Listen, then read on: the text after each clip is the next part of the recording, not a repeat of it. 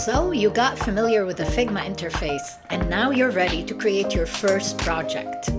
A first app that you could probably use for your portfolio or just to practice design and see how you feel about it. We're gonna do that today. I'm gonna show you how to create an iOS app, one of the most common layouts that could be used for any project. We're gonna do that very quickly and easily by utilizing the Apple iOS UI Kit 18 that's currently offered at this time as part of your Figma library.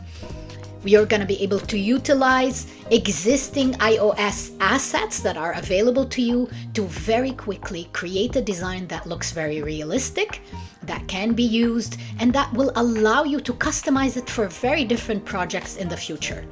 And slowly, as we work on this app in different steps, we will learn more advanced steps in Figma. So let's get started and dive into the file. To get started with designing anything, you need a frame. As you can see, this is the frame tool. You can select it from the toolbar below, but definitely it's always better to learn the shortcuts that will make your work so much easier.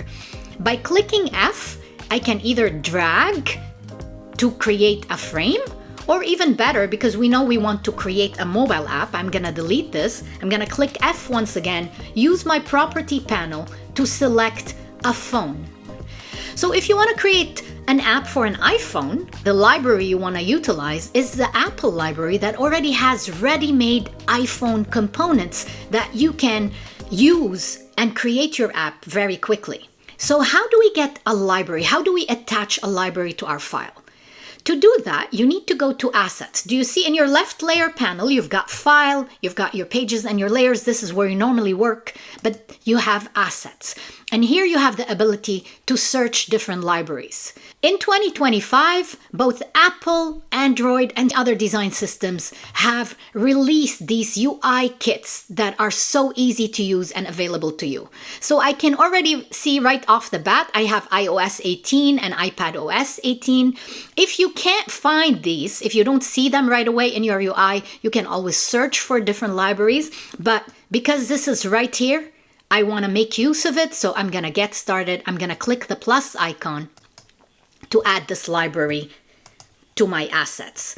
And you can see now this is available to me. If I wanted to add more libraries, I can always go here. Now I will click on this library and this will take me inside of the iOS library to leverage the many components that I have here. In order to make it the iOS UI kit work for you, to be able to edit something as simple as the title that we're working with or the icons that are available through the tab bar, you need to download the Apple font, SF Pro, and you need to download SF symbols, which allow you to change the icons. And I'm going to show you how this looks like.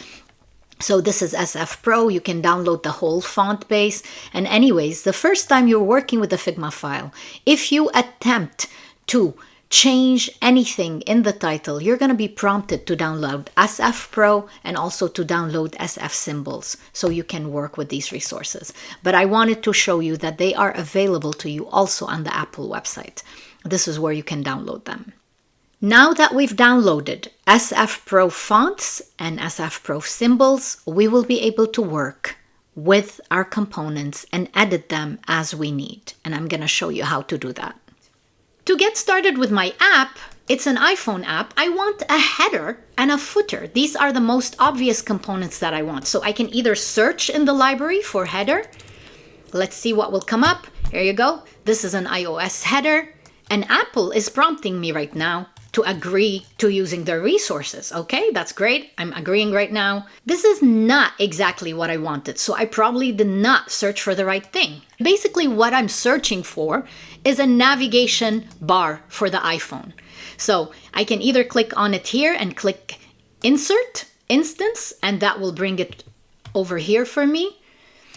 Let me change the color of my page just to make my work a bit easier. So with nothing selected, I'm just gonna make my page slightly darker or something pleasant for my eyes so I can work with it and so it contrasts with the iPhone background. And now I'm placing this here. Command plus allows you to zoom in closer on your design. Now with this there, I want to resize my navigation bar. That's what Apple called it. And you can see very easily I can resize it and it is responsive. It moves along with me without messing the design. So now that I've done that, I don't need this section heading, maybe at a later stage. So I'm going to keep it on the side. The next thing I want is something to put at the bottom of my app. And I think that's what they would call a tab bar. So let's search tab. Here you go. There's a tab bar for iPad and a tab bar for iPhone. I want the iPhone one. I'm going to insert this instance and bring it to the very bottom. Resizing it once again. And here you go. Now, every time you want to see your work very quickly, select it, select the frame, and display icon at the very top gives you two options. You can either preview it if you want to see it within the same file. It will allow you to preview it on a device just to have a quick look into what you're doing. You can move that to the side. But if you click on present, this will open a totally different page in Figma where you see things. And that's going to be more useful once we've made more progress. I'm going to come back here, and that's very strange. For some reason, even though it says I'm previewing, I don't see the items that I've placed on my frame. So for that purpose, I want to go back to the file and see what's going on. And look what's happening.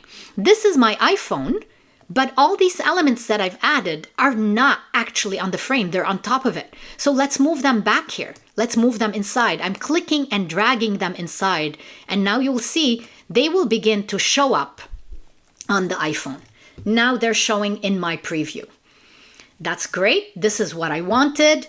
Now maybe I want to add a background on my iPhone to contrast with these things. So with my whole frame selected, my iPhone 16, I am going to come here to the fill in my property panel. Remember, whatever you have selected, your property panel reflects that. So make sure you have the right element selected to get the right properties. I'm going to close my preview for now. And basically, I just want a light gray. This is too dark. I want a light gray background to place on my iPhone. So when I put elements here, now they can contrast. Now let me show you how these components work. With the component selected, you have all these properties showing up on the right. And these are properties created by the Apple design system for you to allow you to change it. For example, you've got style, you have default model, you have default model stack, you have large. This is a larger title, you've got a large model. For now, I want to go for the default, but like this, you can see there's many styles you can change for the top navigation bar. This is a placement for the title, and this is what we would call a text property. Later on in more advanced videos, I can easily show you how to create these properties for components to make them reusable. I'm going to call my page movies. We're able to make that change as soon as we've installed SF Pro successfully. And with this selected, you will see all the available properties that were created this component for you. So for example, this is the first page for me. I don't need the back button. Do you see how when I hover on this toggle, you can see what is actually selected inside my canvas? It's showing me that this is a label. I want to turn it off. I did that. I don't need a label at this point. The trailing is the icon on the right. I do want that, and I'm going to select an appropriate icon. Search. This is the search bar. I actually want my app to search for movies, so I'm going to keep this on. But if I didn't want to, I could easily remove it.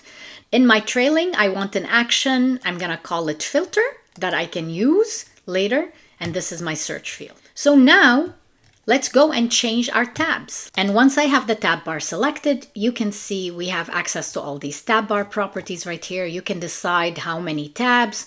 Like right now, I want maybe for this app, I just want 3 tabs. I don't want 4 or 5, so I'm closing this. And now you see I have only 3 tabs. And based on the tabs that I kept, the number, I have the ability to access the tab name and the symbol. Because we downloaded SF Pro font, now we're able to edit the name. So let's say I want a home. I want maybe movies. And let's go for one more tab and let's call this search for now. And now I want to put the relevant icons that match this. You have the ability to search within the different symbols because there's like 6,000 of them at least. So I'm going to search for home. And now I have all these home options. So I'm going to select the filled one, right click and click on copy symbol. And now I will come right here to Figma. I will select the existing one and click Command V. And remember, when you're selecting your icons, you want them to look like they come from the same family. So since my home, I chose a filled home, I'm gonna do the same here. I'm gonna copy the symbol and come back and paste it. Command V to paste it. And for search, the same process. And again, once again, I'm gonna choose the fill one. Remember, you want to be on the level of the component itself, high level, to be able to select the property. Command V. And now I have all the icons that I want for this app. So in our next video, we're going to learn how to create our first Figma component, a cart component that you will be able to utilize as we go in your product, regardless what your product is. You will learn about components in Figma, component properties, and eventually, as we learn more and more, we will be able to leverage Figma variables to make our components interactive so we can prototype with them and create realistic prototypes that look like live apps. If you found this video useful, please like, comment, and subscribe to my channel because there's tons more that I would love to share with you.